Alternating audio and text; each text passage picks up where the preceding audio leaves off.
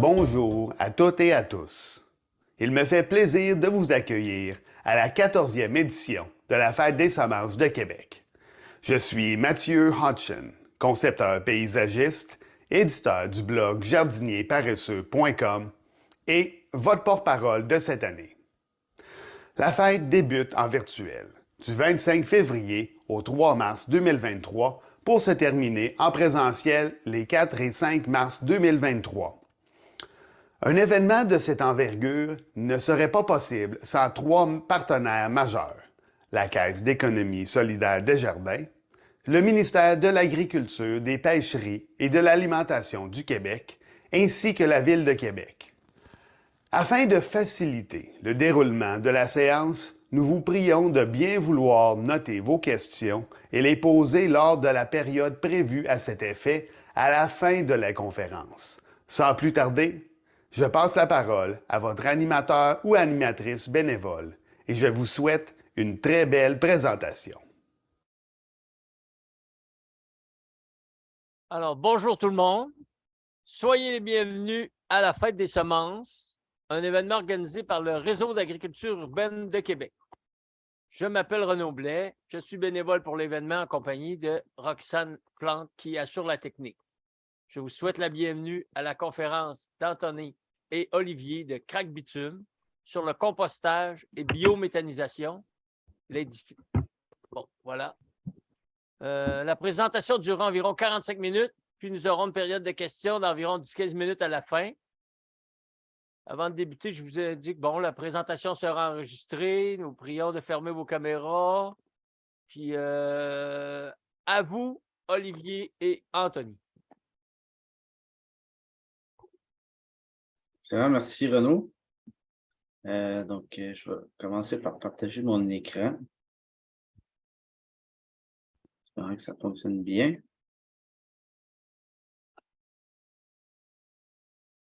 Oui, je m'appelle Olivier Coulombe de Crac Bitume. Dans le fond, je suis coordonnateur des projets en compostage urbain à Crac Bitume. Puis ça fait maintenant un peu plus de 4 ans que je suis là.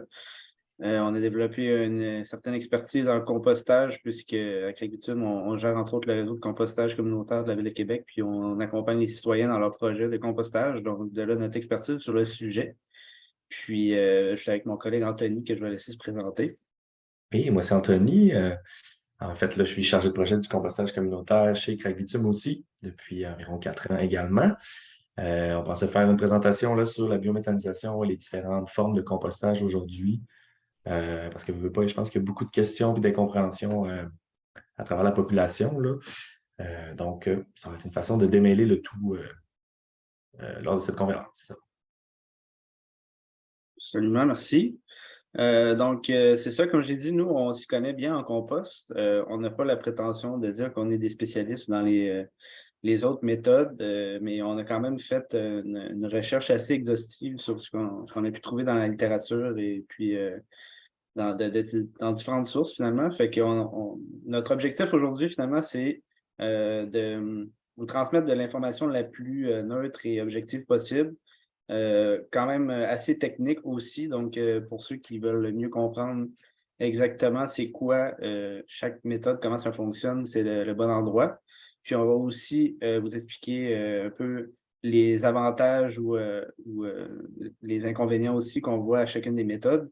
La partie en avantage et inconvénient, évidemment, est vraiment finalement notre interprétation à nous. Puis à la fin, il y aura une certaine comparaison des méthodes, puis une conclusion sur le sujet. Donc, il y a plusieurs méthodes qu'on va vous présenter aujourd'hui. Le compostage, évidemment. Il y a plusieurs formes. Donc, le compostage domestique, classique en bac ou en andin. Aussi, le bal-compost qu'on appelle, qui est une méthode pour le faire sur son balcon. Le vermicompost qui se fait à l'intérieur avec des verres. Le compostage communautaire. Le compostage industriel, donc lorsque c'est la ville qui récolte les matières pour faire du compostage. Les composteurs électriques, donc les petits appareils ménagers pour faire du genre de compostage. Puis la biométhanisation. J'imagine que puisque c'est en ligne, il y a des gens d'un peu partout au Québec peut-être, mais pour ceux qui ne le savent pas, à Québec, dans la ville de Québec, il y a récemment une usine de biométhanisation qui a été construite puis qui est en train finalement d'entrer en opération. Donc, on va évidemment parler de ça au cours de la présentation. Donc, commençons par le compostage. En fait, le compostage, c'est un processus naturel qui se produit spontanément. C'est pas vraiment l'être humain, finalement, qui fait le compostage. C'est quelque chose qui se produit dans la nature par les organismes qui sont présents. Donc, c'est vraiment spontané. Puis, l'être humain en tire profit depuis très longtemps, depuis des millénaires. Tu sais, il y a des preuves, des historiens qui ont vu que dans la Rome antique, puis même la Grèce antique, ils faisaient déjà du compostage. Donc, c'est une méthode vraiment simple au niveau technologique, si on veut. Puis, c'est ça. En fait, le compostage, c'est un processus contrôlé de décomposition aérobique, ce qui veut dire en présence d'oxygène, de la matière organique. Donc, tant que la matière organique est en contact avec l'air, finalement, les micro-organismes naturellement présents dans la nature vont venir décomposer la matière, puis créer de la chaleur, de l'eau, puis du CO2, qui est du gaz carbonique. Donc, les micro-organismes, puis les petits insectes également. Cette transformation-là, elle se fait en plusieurs étapes. De manière très simplifiée, si on veut, pour commencer, il y a une décomposition par les micro-organismes qui va élever la température. On va avoir la vapeur d'eau finalement sortir du compost, puis le pH va s'abaisser, donc ça va devenir plus acide parce que c'est dans ces conditions-là que les micro-organismes naturellement travaillent bien, donc ça va s'équilibrer naturellement. Ensuite, une fois que cette première étape-là est complétée, puis que la plupart du travail des micro-organismes est terminé, la température va rebaisser, puis le pH remonter. Puis là, c'est plutôt les petits organismes qui vont arriver, donc les insectes, les acariens, tous ces petits organismes-là, les vers de terre. Ils vont comme un peu digérer la matière restante qui est plus fibreuse particulièrement. Puis ensuite, il y a quand même une étape de maturation et stabilisation des matières digérées pour qu'ils se transforment tranquillement en une espèce de terre, un humus ou un compost finalement qui est comme une terre riche. Puis les constituants vont alors être assimilables par les plantes.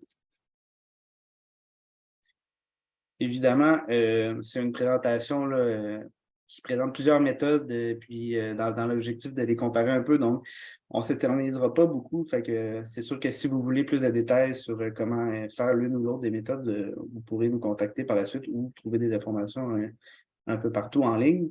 Donc, je suis désolé si c'est un peu expéditif comme résumé des méthodes, mais on va quand même essayer de dire l'essentiel.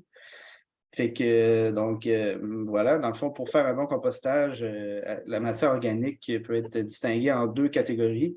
Donc, la matière verte, c'est la matière humide et riche en azote. Donc, en résumé, c'est nos déchets de table, c'est nos déchets organiques qu'on produit à la maison. Puis la matière brune, c'est de la matière qui a déjà été vivante, mais est maintenant séchée et est riche en carbone. Donc, ce qu'on produit, nous, c'est plutôt la matière verte.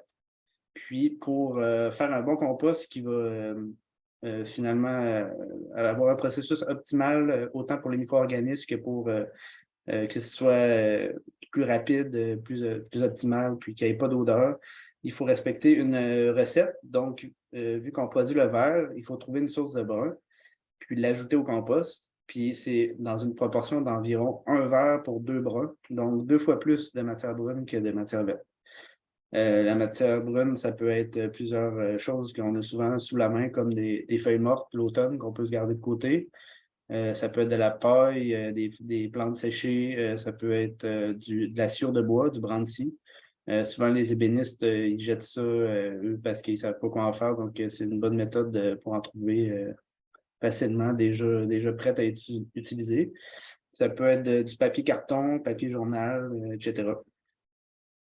Donc, ça ressemble à ça pour faire un bon compost. Puis le compost peut prendre différentes formes. Donc, premièrement, le compost domestique, c'est-à-dire qu'on fait à la maison. De manière classique, souvent, on voit ça dans des bacs ou même en tas par terre, comme vous pouvez le voir sur les 2 premières images. Donc, c'est vraiment tout simplement la matière organique est ramassée en tas, puis les micro-organismes font leur travail. C'est pas plus compliqué que ça. le bac, c'est vraiment surtout pour faciliter, si on veut, la gestion, que ça soit vraiment confiné dans un espace restreint, puis que ça soit visuellement beau, finalement. En tas, ça peut faire aussi bien quand on n'a pas la préoccupation des voisins ou des petits animaux qui aient accès au compost. Des bacs, il y en a de toutes sortes de modèles. On peut en trouver en quincaillerie en plastique, comme les fameux bacs noirs qu'on voit souvent. Un bac en bois, c'est particulièrement efficace parce que, dans le fond, la matière est plus poreuse. Ça aide à l'aération. On peut vraiment le fabriquer comme on veut selon l'espace qu'on a. C'est flexible comme matériau, donc ça peut être plus résistant, tandis que si on brise notre bac en plastique, il faut malheureusement le remplacer. C'est difficilement réparable. Donc, la photo qu'on voit là, c'est l'exemple du bac Convent avec bitume qui est fabriqué en cruche. Donc, si ça vous intéresse, vous irez jeter un petit coup d'œil. Sinon aussi, comme j'ai mentionné au début, il y a une méthode pour le faire sur son balcon. Ça s'appelle le bac compost. Donc, plutôt que de faire ça dans un bac, ça va être plutôt dans une chaudière.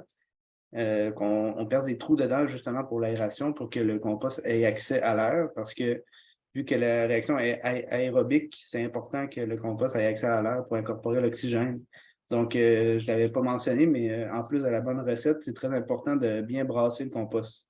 En brassant le compost, la matière qui se retrouve au centre ou à l'intérieur du tas, elle a accès à l'air, donc on incorpore l'oxygène comme ça fait une bonne réaction de compostage qui ne dégage pas d'odeur. Donc, le bac compost, finalement, ça se fait dans une chaudière avec des trous pour l'aération. Puis, on place cette chaudière-là dans un gros plat, un gros bac pour les plantes, finalement. Puis, entre la chaudière puis le bac à plantes, on met de la terre, puis on peut planter des plantes. On voit dans l'image un peu les plantes qu'il y a autour de la chaudière, finalement. Puis le compostage se fait dans la chaudière, puis par le fait même, les plantes vont se nourrir des nutriments du compost avec leurs racines. C'est donc comme un petit écosystème bien pratique et efficace sur son balcon. C'est quand même très intéressant. Par contre, au Québec, ça se fait seulement la moitié de l'année environ, parce que l'hiver, ça ne marche pas vraiment, parce qu'il n'y a pas assez de place. Puis, parce que c'est gelé, finalement. Ensuite, il y a le vermicompostage qui, lui, se fait à l'intérieur. C'est dans un bac. Ben, ça peut être dans un peu n'importe quoi, mais nous, comment on le fait, puis ce qu'on recommence, c'est dans un bac de plastique, comme on le voit là. Puis, dans le fond, les vers mangent la nourriture qu'on leur donne, qu'on donne généralement avec du papier journal. Puis, ça fait... On appelle ça le vermicompostage, puis c'est le terme le plus répandu, finalement, mais ça fait un peu plus comme du fumier de verre, finalement. On nourrit des petits vers qui mangent notre matière, puis qui nous donne du fumier en échange, puis c'est une méthode très rapide. Donc, on va vous donner plus de détails sur chaque méthode tout à l'heure. Donc, ça, c'est pour les méthodes de compostage qui se font soi-même, finalement, à la maison. Ensuite, les autres formes que peuvent prendre le compostage, c'est le compostage communautaire. Dans le fond, c'est un peu le même principe, mais à plus grande échelle. Donc, on peut avoir des plus gros bacs, plusieurs bacs, par exemple, dans des espaces publics ou sur son terrain de sa coopérative d'habitation, par exemple.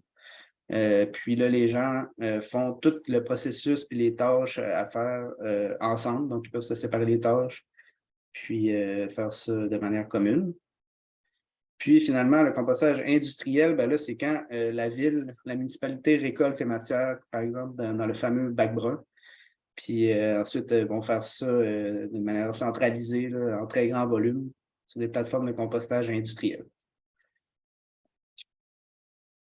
Donc, ça fait le tour des différentes méthodes de compostage. Fait que c'est ça. Comment ça fonctionne?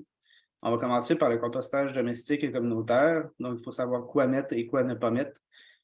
Tantôt, je vous ai donné un peu la recette de deux bruns pour un verre, mais aussi il y a certaines choses qu'il faut éviter de mettre, même si c'est de la matière organique.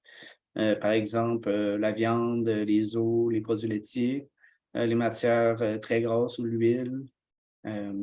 Sinon, ben, les plastiques, des fois, même s'ils sont compostables à la maison, dans un bac, ça ne se décomposera pas. Donc, des choses comme ça. Encore une fois, c'est ça, c'est assez résumé, mais si vous voulez plus d'informations, là, il y a plusieurs ressources là, sur comment apprendre à faire son propre compost, dont sur notre site Internet. Puis d'ailleurs, Le 5 mars, on va faire une conférence aussi sur le compostage domestique en présence à la Fête des Semences, si ça vous intéresse. Donc, c'est ça. Savoir quoi mettre, ne pas mettre, et bien équilibrer la matière verte avec la matière brune, puis avoir sa réserve de brun à proximité pour s'assurer d'avoir la bonne recette. Couper en morceaux la matière. Donc, s'il y a des trop gros morceaux, ça va nuire à l'aération, puis ça va nuire au processus de compostage. Il faut brasser, aérer régulièrement, comme j'ai dit, pour que la matière ait accès à l'oxygène pour le processus de compostage. Une fois qu'on récolte notre compost, ça se peut qu'il reste des morceaux. Donc, c'est une bonne pratique de tamiser le compost lorsqu'on le récolte. Puis, c'est ça, une fois que c'est récolté, l'espace est libéré, puis on peut continuer à composter. Donc, ça, c'est pour le compostage domestique en général et communautaire, mais le communautaire a certaines spécificités de plus du fait que c'est à plusieurs personnes. Donc, il faut s'assurer que toutes les personnes qui participent sont bien formées, donc qu'ils savent justement quoi mettre, quoi pas mettre. Finalement, les points que j'ai d'énumérer en haut, il faut que tout le monde en soit conscient. Ensuite, il faut se répartir les tâches, s'organiser finalement comment on fonctionne pour que tout soit fait et soit bien fait. Donc, incluant organiser les corvées de tamisage généralement 1 ou 2 fois par année. Puis, c'est aussi utile d'avoir une liste des participants pour pouvoir envoyer des messages s'il y a des problèmes ou des choses à communiquer. Donc, maintenant que vous savez de quoi ça a l'air, quels sont les intérêts finalement de composter chez soi ou de manière communautaire? Ça a plusieurs avantages. Donc, c'est considéré comme une réduction à la source des déchets, puisque finalement, du point de vue de la ville, si on veut, eux, ils n'ont pas à ramasser vos déchets. Vous le faites vous-même, vous vous en occupez vous-même, puis vous créez du compost à partir de ceux-ci qui peut être ajouté au jardin ou aux plantes en général. Donc, ça fait de la matière résiduelle de moins à gérer. C'est donc une réduction à la source. Entre autres, pour cette raison-là, c'est la méthode la plus écologique. Puis, c'est tellement simple et naturel comme processus, ça émet presque rien, un peu de CO2. Mais finalement, ça n'a tellement presque aucun impact quand on le fait soi-même de manière locale que ça en fait la méthode la plus écologique. Ça, c'est indiscutable. Puis, justement, entre autres, ça évite le transport par les camions puisque la ville n'a pas besoin de gérer cette matière-là. Donc, ça aussi, c'est de la pollution qui est évitée. Ça prend relativement peu d'espace sur son terrain. Aussitôt que vous avez un terrain, vous pouvez mettre un bac à compost presque. C'est vraiment pas très gros. Ça produit un compost de qualité. Il y a plusieurs avantages au compost. On pourrait en dire longtemps, mais en gros, il y a des éléments nutritifs pour les plantes. Ce n'est pas un fertilisant, mais c'est quand même des bons éléments pour les plantes en général. Ça ajoute de l'humus, donc de la matière organique au sol. Donc, on rajoute de la terre, finalement, riche à notre terre de jardin. Puis vivante aussi, ça ajoute, même si les micro-organismes sont déjà décomposés en matière, il en reste quand même des petits organismes vivants dans le compost, puis ça stimule la vie de la terre du jardin et des plantes. Donc, ça a plusieurs bénéfices. Ça améliore la rétention de l'eau aussi. Donc, il y a plusieurs avantages. C'est vraiment un produit de qualité. Finalement, on a une flexibilité d'horaire, donc on peut disposer de notre matière au moment voulu, pas besoin d'attendre la collecte. On peut gérer ça nous-mêmes, on peut porter ça dans le bac. Puis, les coûts sont vraiment minimes. C'est une estimation qu'on a trouvée finalement qui est 15 $ la tonne compostée. Mais finalement, c'est un peu le coût du bac, des outils nécessaires pour entretenir le compost, puis c'est pas mal ça. Donc, voilà. Puis, pour ce qui est du compostage communautaire, c'est adapté aux quartiers urbanisés parce que souvent, les gens en ville, en appartement, peu importe, ils n'ont pas trop de place pour composter. Donc, ça permet, on réserve un espace finalement dans un lieu public, comme par exemple un parc, puis on permet aux gens en ville, dans les quartiers denses, de pouvoir composter quand même. C'est un projet commun rassembleur, puis même éducatif, responsabilisant, parce qu'on gère nos matières résiduelles nous-mêmes, on apprend, puis même si on n'est pas trop confiant ou on n'est pas sûr comment ça marche, il y a d'autres personnes, ceux qui s'en occupent plus, qui peuvent nous montrer comment faire finalement, puisque c'est communautaire. Donc, voilà. Il y a quand même des inconvénients au compostage domestique et communautaire, donc, ou des limitations, si on veut. C'est sûr que ça prend un certain investissement en temps. C'est quand même pas énorme, là, mais ça reste qu'il faut prendre le temps gérer ses déchets, les trier quand on produit nos déchets à la maison, aller les porter dans le bac, prendre le temps d'ajouter la matière brune ou de la mettre de côté, de brasser. Donc, c'est sûr. Puis aussi, prévoir les corvées de tamisage, disons, une fois par année. Donc, c'est sûr que c'est pas énorme, mais ça peut être un certain frein pour les gens qui veulent pas mettre de temps là-dedans. Ça demande certaines connaissances aussi, comme je vous en ai résumé quelques-unes, mais il faut savoir quoi mettre, quoi pas mettre, bien balancer les différents types de matières. Ça nécessite de faire un tri peut-être un peu plus que, par exemple, le compost de la ville qui prend la viande, les os, les produits laitiers ou la biométhanisation, par exemple.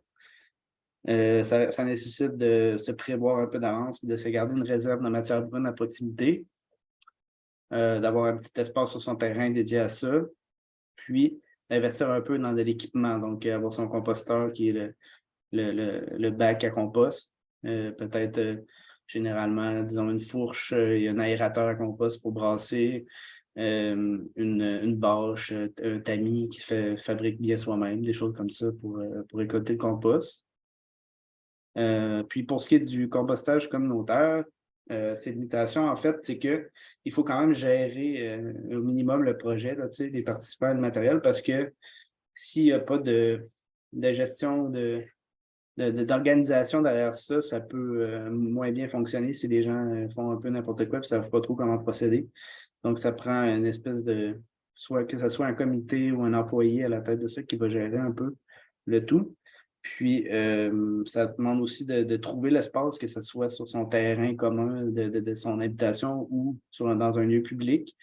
Puis, s'assurer qu'il y a l'acceptabilité sociale, parce que même si, quand c'est bien fait, comme je l'ai dit, il n'y a pas nécessairement d'odeur, puis ça se fait super bien, mais ça reste que les gens ont souvent des réticences par rapport à ça. Même si, justement, ça peut être aussi une force du projet, parce que en voyant que c'est bien fait, quand c'est bien géré, ça sensibilise finalement les gens quand ils voient ça sur les lieux publics. Ils voient que ça se fait bien, qu'il n'y a pas d'odeur, puis ça peut finalement les convaincre de s'y mettre puis de trier leur matière aussi. Mais ça reste que il faut quand même avoir l'acceptabilité sociale, sinon le projet ne fonctionnera pas.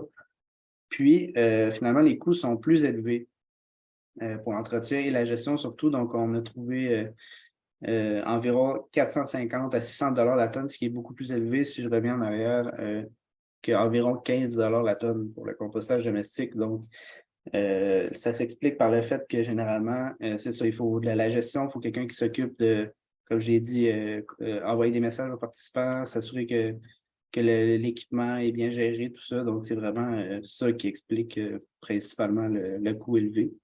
Parce que ça demeure quand même si c'est des plus grands bacs, ça demeure une quantité relativement limitée, ça demeure du compost local, mais nécessitant plus de temps de gestion, finalement. Puis ensuite, le bac compost, comme je vous ai expliqué, dans une petite chaudière sur le balcon avec des plantes, c'est fortement limité l'hiver parce qu'au Québec, ça gèle, puis il n'y a pas suffisamment d'espace parce que la matière organique gelée, elle prend beaucoup d'espace, alors que quand elle se composte, elle réduit beaucoup en volume. Puis aussi, de manière générale, c'est très limité en volume, là. Une chaudière comme ça, ça en prend au moins une ou deux, disons, pour une personne. Donc, si vous êtes plusieurs personnes chez vous, ça peut commencer à prendre la place sur le balcon finalement si vous en avez plusieurs. Donc, c'est ça les limitations de cette méthode. Il reste ensuite une seule méthode de compost domestique que je vous ai mentionnée, c'est le vermicompostage. Puis pour ça, je vais laisser mon collègue Anthony prendre le relais. Oui, rebonjour. En fait, là, ça tombe bien, le vermicompostage, on en faisait avant chez Crac Bitume dans les bonnes quantités. Donc, on a une certaine expertise de ce côté-là aussi. Là. Ça a été plus difficile dans les dernières années, mais le vermicompostage qui reste une solution viable là, pour un appartement, par exemple, ou quand on a peu d'espace à l'extérieur, qu'on n'a pas de terrain. C'est ça, ça se fait à l'intérieur dans un petit bac, comme on voit en haut. Ça peut être autre chose aussi, là, mais ça, c'est une belle grosseur pour accueillir les vers. Ce qu'on va faire, en fait, c'est ça, on laisse les vers à l'intérieur, un petit peu de sable pour le début. On rajoute la nourriture peu à peu qu'on enterre pour éviter les mouches. Puis les vers vont manger la matière et puis ensuite la digérer, puis la remanger, la redigérer pour avoir un compost qui est plutôt un fumier de verre. Donc, vu qu'ils font ça sans cesse, si on veut, c'est un processus qui est plus rapide que le compostage communautaire ou domestique. Le compost, le fumier va être prêt en quelques semaines, prêt à être utilisé. Ensuite, les vers se reproduisent naturellement à l'intérieur. La population double à peu près environ 6 mois, si on veut. Là, ça peut être plus rapide dans de bonnes conditions. Ils doublent leur population en 6 mois. Donc, ils peuvent être vendus à toute personne ou bien échangés. Ou sinon, on a un compostage qui se fait plus rapidement aussi. Ensuite, c'est ça, vu que c'est rapide et que c'est plutôt du fumier, c'est plus riche qu'un compost standard. Donc, c'est plutôt un engrais qu'on va pouvoir rajouter dans les plantes. J'en mets en fait une petite couche là, sur le dessus. Puis, on a un engrais là, assez intéressant pour les plantes, soit à l'intérieur ou à l'extérieur.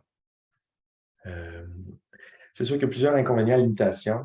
C'est sûr que c'est une méthode là, qui demande des connaissances, de l'attention, de la minutie, de regarder ce qu'il y a bien, qu'il n'y a pas de problème. Ça demande aussi d'avoir peut-être des coquilles d'œufs en bonne quantité pour essayer de balancer le pH. Comme quand les vers s'attaquent à la nourriture, ça va acidifier le milieu. Puis il ne faut pas que ça devienne trop acide. Donc, il faut se trouver une manière, si on veut, de balancer le pH. Ça demande aussi d'avoir peut-être du papier journal, du carton, pour pouvoir justement amener les matières carbonées, comme dans le cas du compostage domestique ou communautaire. Donc voilà. Sinon, la matière à mettre est plus limitée là, que dans un compostage standard. Dans un compostage communautaire, on a un assez grand bac, assez de matière pour mettre des agrumes, des oignons, de l'ail, des trucs comme ça. Même, si vous avez un petit peu de produit laitier dans un reste de table, on peut le déposer dans le compostage sans problème. Tandis que là, ça sera pas le cas. C'est un milieu qui est plus fermé, puis il n'y a pas autant de bactéries et de micro-organismes que dans un compostage. Donc, on ne pourra pas mettre d'agrumes, on ne pourra pas mettre tout ce qui est trop acide. Les oignons, moi, par expérience aussi, on a vu qu'ils n'aimaient pas le chou, ils n'aiment pas les brassicacées en général. Donc, ils sont plus difficiles un peu. Là. Les betteraves, même chose, ils ne mangent pas. Donc, c'est un petit peu plus limité là, selon les goûts des vers, finalement. Là. Ils ont leur petite préférence. Il y a certains problèmes qui peuvent survenir, comme j'ai mentionné plus tôt, qui sont tout de même qui peuvent être complexes à régler. Là, s'il y a une infestation de vers blanc, comme c'est déjà arrivé dans notre cas, c'est plus difficile là, de s'en débarrasser sans quasiment jeter le compost au complet et les vers au complet. Donc, il peut y avoir certaines petites problématiques plus difficiles. On doit nourrir les vers au moins une fois par mois. Ça peut être même plusieurs fois par semaine selon la quantité. Mais c'est ça, ça demande tout de même de l'attention. Puis, selon la quantité de déchets du ménage, on va peut-être avoir besoin de plusieurs bacs parce qu'on ne peut pas en mettre trop de nourriture dans le bac quand il n'y a pas assez de verre. La nourriture va pourrir, puis on va avoir des problèmes liés à ça, justement. Donc voilà, c'est plus limité là, finalement comme méthode, là, mais ça reste quand même possible dans un appartement, par exemple. Ensuite, on ne parlera pas tant que ça du balcompost, là, comme c'est plus limité, encore une fois, que le vermicompostage. Ça se fait juste un certain moment, puis donc c'est ça, c'est plus difficile à faire un peu. Fait qu'on faut aller vous informer sur le sujet. Mais on va passer au composteur électrique. On l'a mis en guillemets parce que c'est pas vraiment des appareils qui compostent la matière. Il n'y aura pas de processus de compostage. Mais ça va quand même réduire les matières organiques et les amener en fertilisant, qui vont être utilisables dans les plantes aussi. Ce que ça fait, cette petite machine-là, c'est que, par exemple, là, le terreau qu'on voit en haut, ça va broyer et déshydrater la matière organique en la chauffant. Donc, ça va réduire le poids et le volume. Pour atteindre un genre de terreau aussi, là, ça devient comme un petit engrais brun en quelques jours, c'est ça qui est le fun, qui va être utilisable par la suite là, dans les plantes. Il y a plusieurs avantages d'intérêt, encore une fois. C'est un processus d'utilisation super facile, super rapide. Et puis, ça ne prend pas beaucoup de place non plus. Là. C'est juste une petite machine qu'on met sur le comptoir. On ajoute sa matière, on fait on, puis c'est terminé pas mal. Fait que ça demande très peu d'efforts. On peut gérer sa matière soi-même, si ce n'est pas trop des gros volumes, encore une fois. Et puis, c'est même possible de mettre la viande, les petits os, contrairement au compostage domestique ou communautaire. Ça va réduire la viande aussi, les restes de viande. Donc, ça peut être intéressant, ça rajoute un petit plus.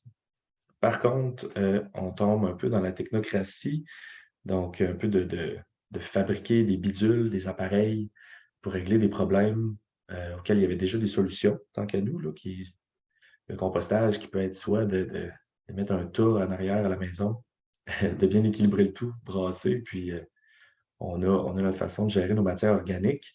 Donc, on ne trouve pas peut-être nécessaire de construire des bidules en plastique avec l'électronique complexe qui va être à changer au bout de quelques années.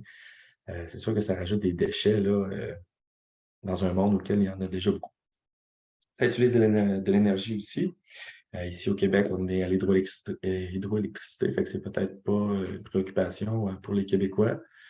Par contre, à travers le monde, là, ça peut être au gaz, du gaz naturel, du pétrole, toutes sortes de sources, là, du charbon. Donc, c'est sûr que ça utilise une certaine quantité d'énergie. Encore une fois, il y a certaines matières à proscrire. Il faut faire un tri, comme le compostage, finalement. Puis, ça produit en fait, c'est ça, ça produit un produit fertilisant. Mais c'est sûr que c'est pas aussi complet, si on veut, qu'un compost ou qu'un digestat. Il n'y aura pas de vie à l'intérieur. Il n'y aura pas tous les bienfaits qu'on a de l'épandage d'un compost. Mais tout de même, ça va être un fertilisant là, pour les plantes. Moi, je vois vraiment pour les plantes d'intérieur que ça peut être vraiment utile dans ce cas-ci. Voilà pour ce qui est des méthodes plus à la maison, si on veut, individuelles ou en petits groupes. Sinon, il y a l'option du compostage là, à plus grande échelle, le compostage industriel.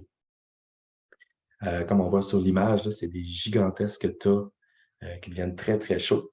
Donc, comme c'est des plus grandes quantités et c'est plus chaud, on va pouvoir traiter plus de matière. Mais tout de même, il y a des avantages et des inconvénients aussi à cette méthode. Donc, comment ça fonctionne? Évidemment, on le sait un peu, là, comme les bacs bruns, on dépose ça, il y a une collecte qui se fait par camion et qui est acheminée vers le centre de compostage. Là-bas, on va faire des tas en andin, des gigantesques tas, après avoir trié et préparé les déchets pour ces tas-là. Il y a du broyage des matières qui est effectué là, pour si on veut, faciliter le tout, notamment pour le bois, qui justement va être réduit, fait que ça va être plus facile à composter. Ensuite, ça se fait un peu de la même façon. Il y a une fermentation qui est faite. On met ça en andin, en tas.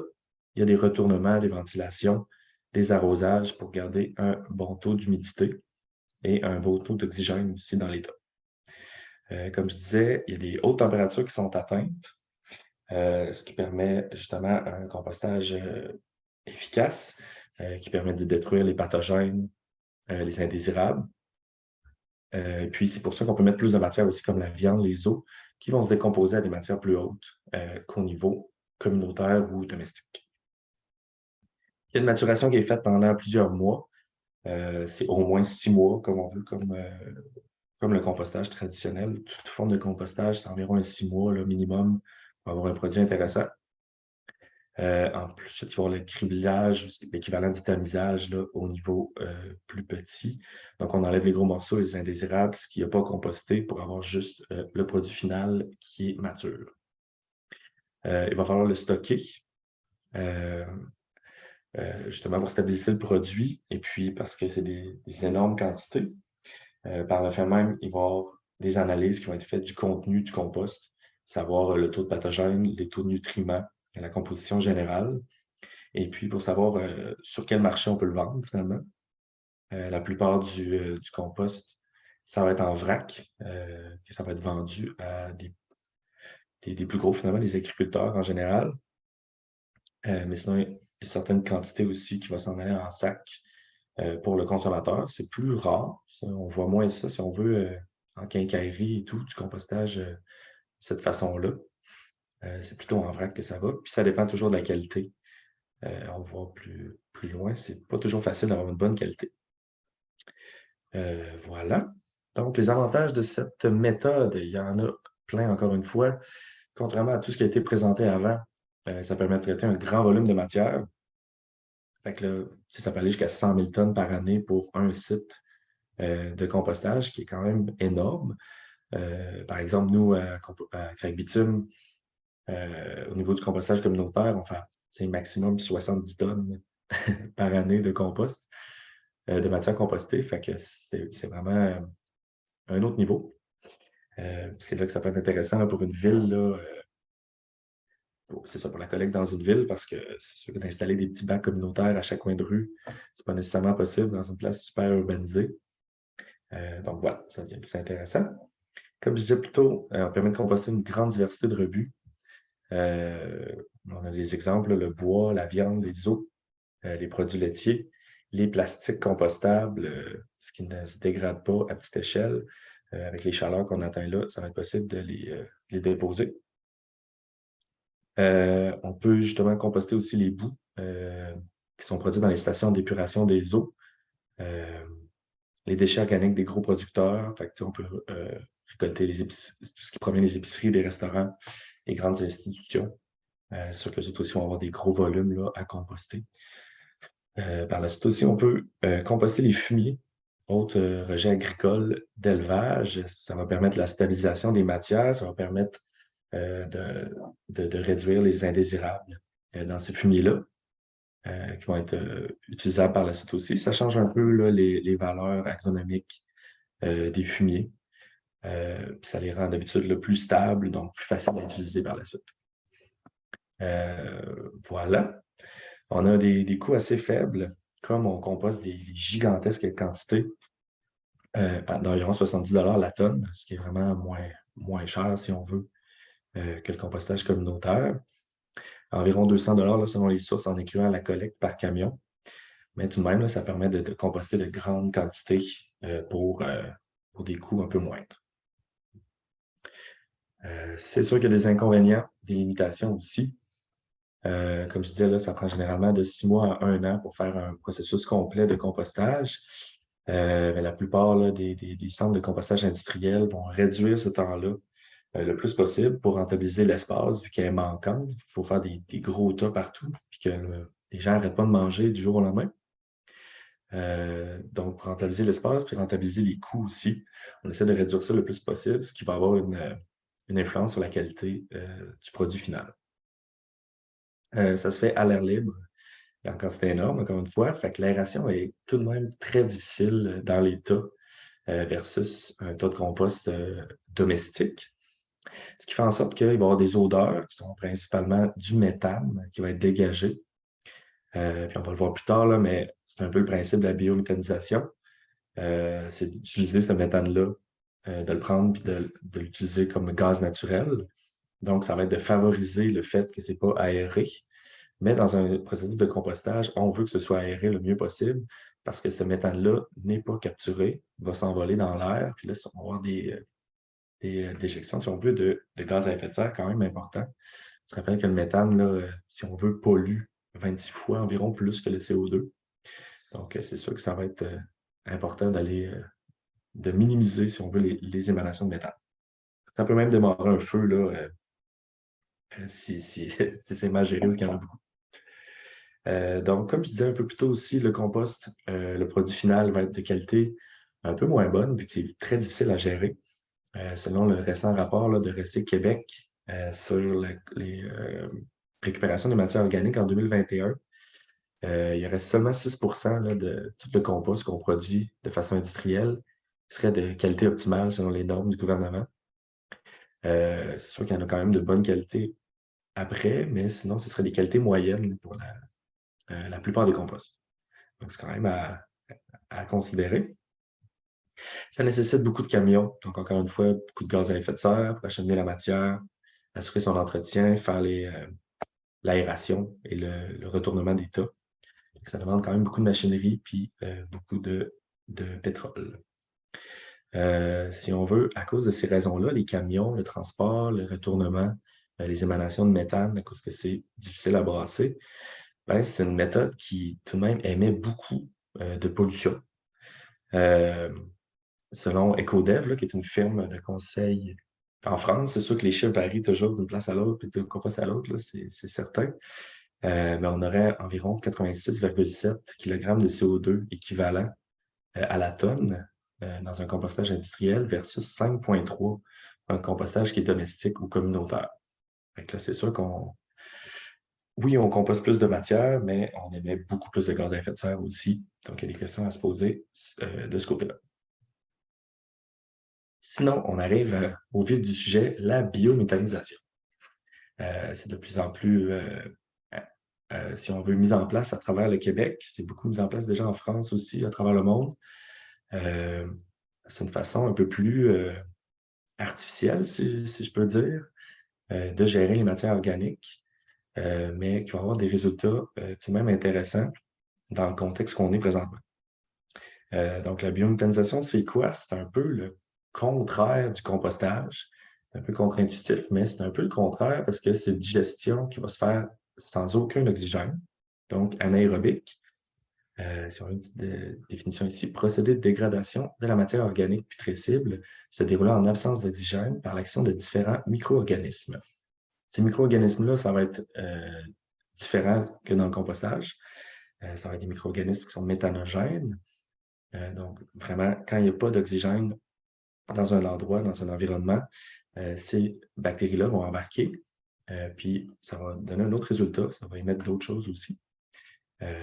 Si on voit l'équation ici, c'est la matière organique à laquelle on ajoute beaucoup d'eau. Comme on avait mentionné plus tôt, c'était bien de varier, si on veut, les matières dans le compostage avec des matières brunes, des matières secs, ce qui va permettre de réduire l'humidité du tas.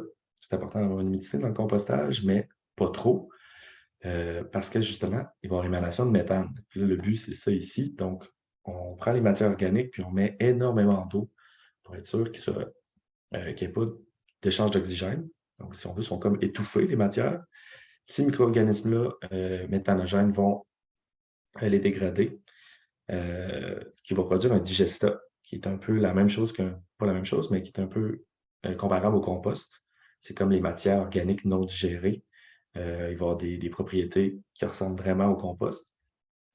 Mais également, avec ça, il va y avoir le biogaz qui va être émis, donc principalement du méthane, ce qu'on ne veut pas dans le compostage, mais ici, on le capture, puis on va pouvoir le vendre et l'utiliser comme énergie, comme gaz naturel, en remplacement aux énergies fossiles. C'est quand même un concept très intéressant. Mais c'est sûr qu'il y a émanation de beaucoup de méthane qui va être brûlé. Il y a aussi émanation de CO2 et de beaucoup d'autres gaz et de composés organiques volatiles qu'il va falloir essayer d'éliminer. Puis c'est ça, en fait, là, ce gaz-là, le but, là, c'est de le mettre dans le réseau gazier dans la province. Et puis sinon aussi, on peut retirer l'eau pour en faire un digestat sec, l'utiliser. Puis l'eau, on va pouvoir faire un engrais soluble avec, là, qui est, dans le cas de l'usine de Québec, du sulfate d'ammonium très riche en azote. Donc, c'est sûr qu'il y a plusieurs avantages. Évidemment, on le voit tout de suite, là, au lieu d'avoir juste un compost, on a un digestat plus du gaz qu'on peut utiliser pour de l'énergie. Il y a des questions, c'est sûr, à se poser là, dans un principe qu'on fonctionne avec l'hydroélectricité, puis qu'on consomme énormément d'énergie. Donc, c'est sûr que dans le contexte actuel, ça peut être intéressant, mais dans un contexte de décroissance, je pense qu'on est capable de s'autogérer, si on veut, en énergie propre. Mais c'est un autre débat. Donc voilà, on a une double valorisation de la matière organique, puis on a un résultat supplémentaire qui est le gaz qu'on peut utiliser. Il y a des revenus, évidemment, qui sont associés à la vente de ce gaz-là, qui vont être assez intéressantes. Là. Je pense que c'est pour ça que la Ville de Québec a opté pour cette option-là, d'avoir un revenu associé supplémentaire versus juste la vente du compost. On peut aussi mentionner la réduction nette des émissions de gaz à effet de serre comparé au compostage industriel. Comme j'ai mentionné, là, ça émet beaucoup, comme c'est difficile à brasser. Ici, le méthane va être capturé puis brûlé par la suite dans le réseau. Donc, on va avoir juste émanation de CO2 au lieu d'avoir l'émanation de méthane, comme il y a la combustion du méthane. Donc, ça peut être intéressant aussi pour réduire les GES. Et c'est sûr aussi qu'il y a une réduction face à brûler le tout à l'incinérateur ou à enfouir le tout là, dans le sol. Dans ce cas-là, c'est un avantage assez important. Il y a la limitation des émissions d'odeurs, parce que ça se fait dans un bâtiment très hermétique, où ces odeurs-là, qui sont finalement les gaz, vont être capturés. Donc, c'est sûr que c'est bon pour ça. Et puis, ça peut être localisé là, près des sources de matière, plus près en fait qu'une plateforme de compostage, parce que ça nécessite moins d'espace nécessaire. Puis il y a comme parce que c'est fait à l'intérieur, si on veut, puis les matières, la transformation se fait plus rapidement. Puis il y a comme une synergie aussi possible, là, on peut installer ça près de l'incinérateur, par exemple, puis transiger les matières là, d'un bâtiment à l'autre, ce qui ne serait pas possible avec une énorme complexe de compostage. Donc, il y a tout de même plusieurs avantages, il y a plusieurs inconvénients aussi. Surtout au niveau là, de la gestion du biogaz, c'est des processus tout de même complexes, très technologiques, parce que c'est du gaz qui est inflammable, c'est du gaz qui est très dommageable pour l'environnement, fait que ce soit vraiment bien géré finalement. Ça nécessite aussi qu'on utilise du biogaz voilà, pour valoriser, si on veut, cette méthode. Aussi, c'est ça, il y a un contrôle nécessaire à faire avec les intrants dans l'usine. Il y a une sorte de tri, si on veut, qui doit être fait aussi comme le compostage. Si on veut une bonne qualité aussi de digesta, qu'on veut la combustion de gaz là, qui est intéressante. Encore une fois, ça requiert du personnel super qualifié. C'est un processus qui est complexe, qui est très contrôlé. Puis, comme exemple, on donnait la période de démarrage qui peut prendre plusieurs semaines.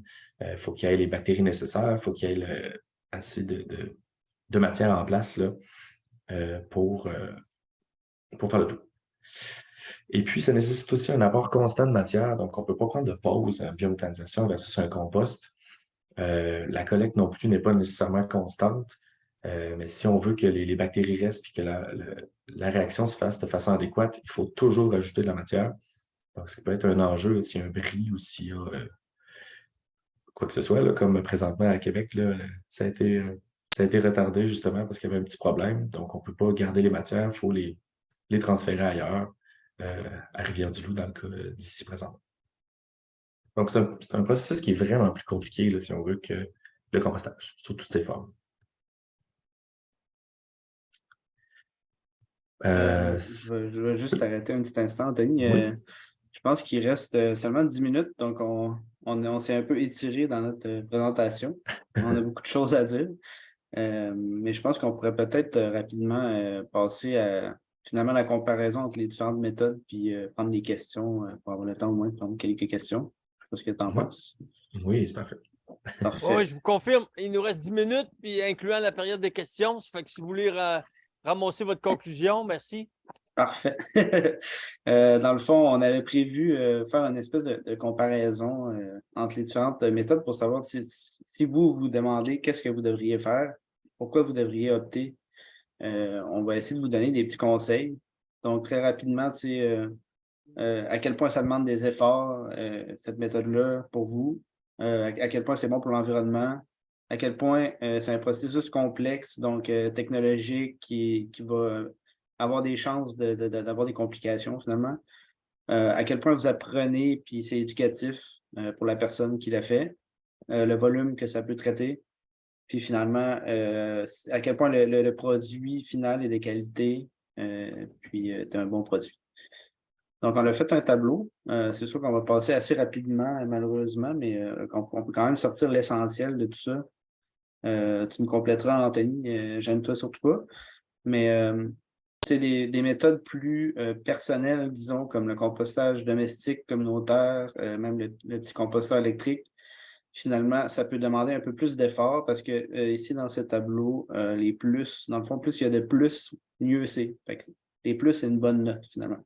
Donc, au niveau de l'effort individuel, le compostage domestique n'a pas une super bonne note parce que c'est ce qui est le plus demandant et compliqué pour la personne. Il faut un peu plus s'investir dans faire son compost chez soi. Tandis que la collecte municipale, on met ça au compost de la ville. C'est pas compliqué, on met toute notre matière organique, c'est tout.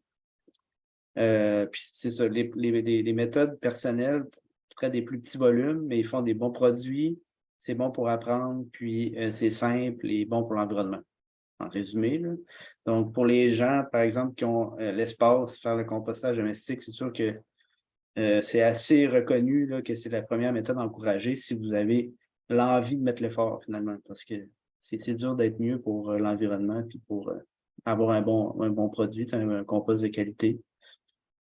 Alors que le composteur électrique, c'est sûr que il est un peu plus simple, mais il est légèrement, on pourrait dire, moins bon pour l'environnement, plus complexe, technologique, parce que le compost, c'est juste dehors, c'est naturel versus cette technologie-là.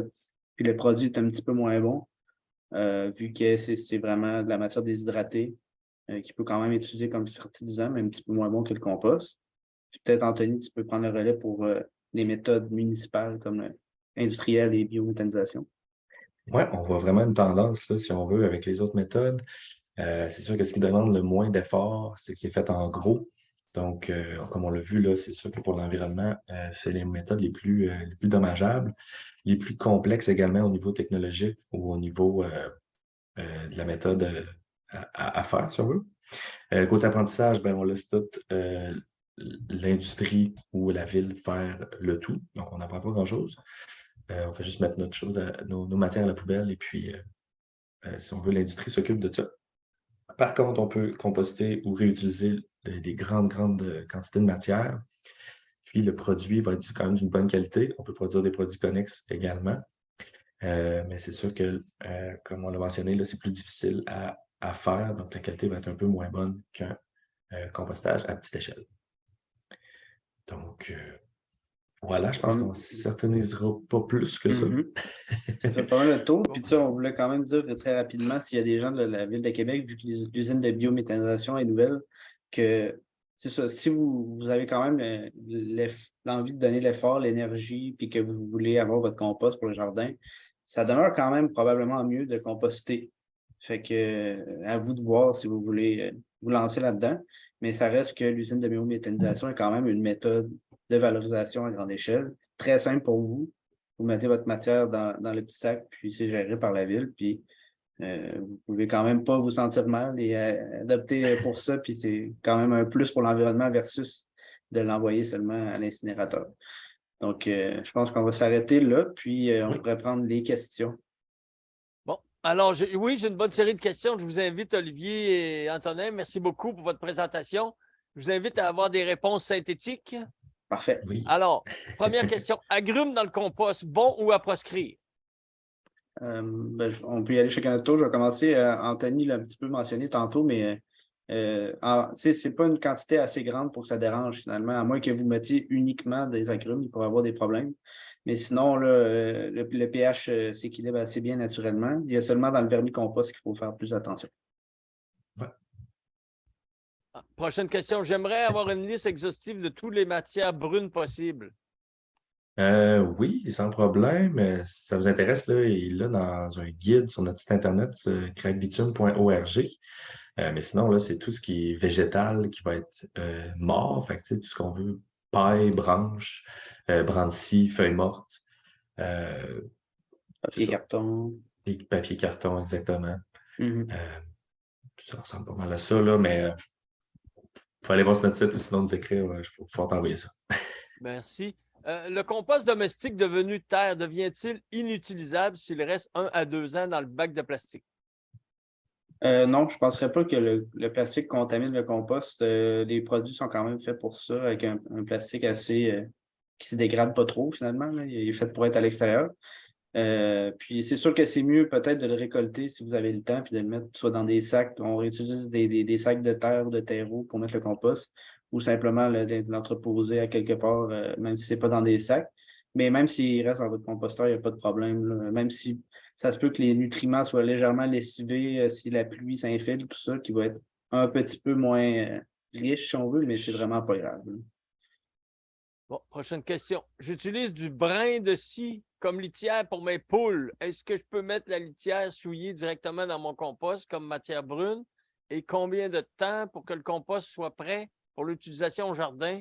J'utilise un composteur classique en bois. La réponse facile serait oui, tout de même. Là, on peut l'utiliser pour faire du compost. Par contre, moi, je dirais peut-être d'augmenter le temps de compostage pour être sûr qu'il n'y a pas de pathogènes ni de danger pour la santé humaine. Comme nous, à travers le réseau de compostage communautaire, on ne dit pas en mettre justement pour éviter qu'il y ait de la contamination. Ça, c'est une possibilité. Mais ce serait utilisable si c'est brassé beaucoup, que le compost est vraiment bien décomposé, le processus devrait tuer là, tous les pathogènes et ce qu'il y a de dangereux. Donc, Merci. oui, mais Si avec effort. contaminé de vers blanc ou autre bestiole, est-ce que c'est OK de disposer de ce vermicompost dans son compost extérieur ou dans un bac brun? Ben absolument, oui, parce que ça reste uniquement de la matière organique qu'on a mis dedans. En fait, le vermicompost est plus limité que le compost extérieur et non l'inverse. Donc, tout ce qui se retrouve au vermicompost, normalement, il est admissible au compost extérieur.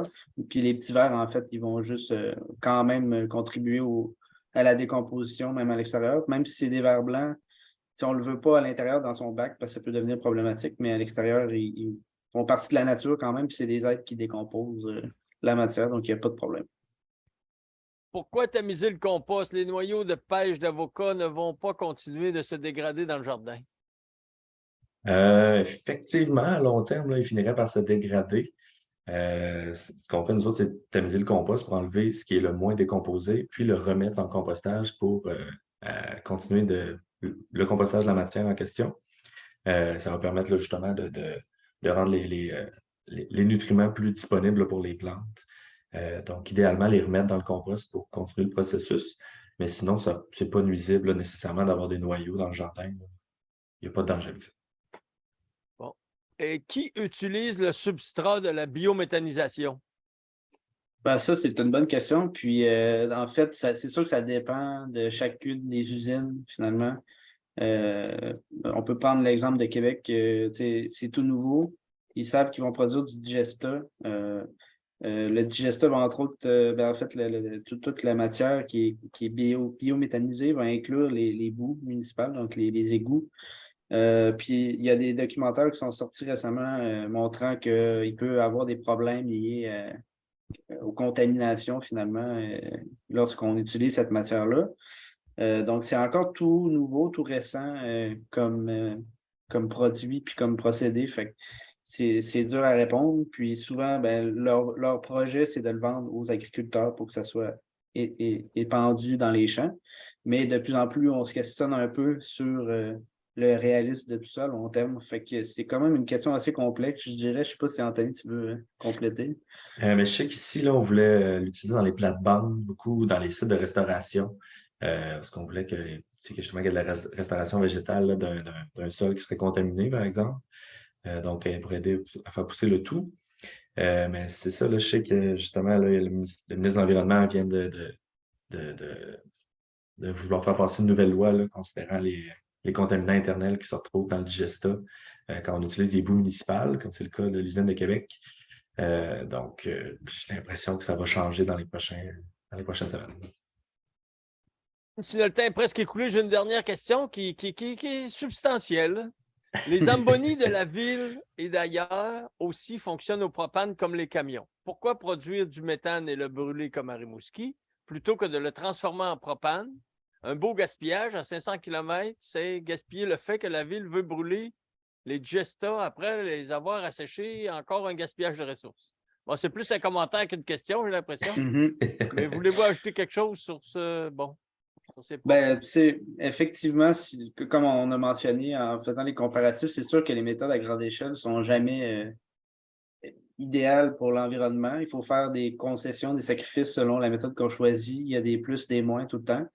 Pour ce qui est de la biométhanisation, c'est sûr que dans le cas actuel où il y a eu un problème au démarrage puis qu'ils exportent la matière très loin, je pense que c'est assez évident que c'est négatif puis que c'est pas souhaitable. C'est sûr que c'est temporaire, mais bon, on est quand même d'accord sur le fait que c'est très regrettable puis qu'on espère que ça se produise pas trop souvent pour que ça demeure finalement une activité, une méthode qui demeure quand même nettement positive pour l'environnement. Mais bon, on va devoir attendre de voir comment ça se passe. Ouais, bon, ben, merci encore, Olivier et Anthony. Merci à tout le monde d'avoir assisté à cette présentation. Ce sera disponible dans les prochains jours de toute façon sur le site et vous pouvez réécouter. Alors, dans cette dernière, bon, OK. Merci à tous d'avoir été présents, oui, c'est ça. Puis nous devons nous quitter. La prochaine conférence est à 16h. Et ce sera la vie microbienne dans le sol à la ferme. En attendant, nous vous suggérons d'aller visiter le salon virtuel de la fête. Un dernier merci. À la prochaine. Un gros merci à tout le monde. Merci beaucoup. Bonjour et merci d'avoir assisté à cette conférence et merci infiniment à nos conférenciers, conférencières et bénévoles d'avoir partagé leur temps et leurs connaissances avec nous. Pour poursuivre vos découvertes sur les semences et l'agriculture urbaine, je vous invite à visiter la page des exposants de la fête et à venir nous voir les 4 et 5 mars à l'Université Laval, pavillon Desjardins, de 10h à 17h. Au programme, plusieurs activités familiales, 6 conférences par jour, ainsi que plus de 50 exposants, organismes et semenciers québécois. Notez que seul l'accès aux conférences est payant. Merci d'avoir participé à la Fête des semences et d'agriculture urbaine de Québec. Bon jardinage et à bientôt.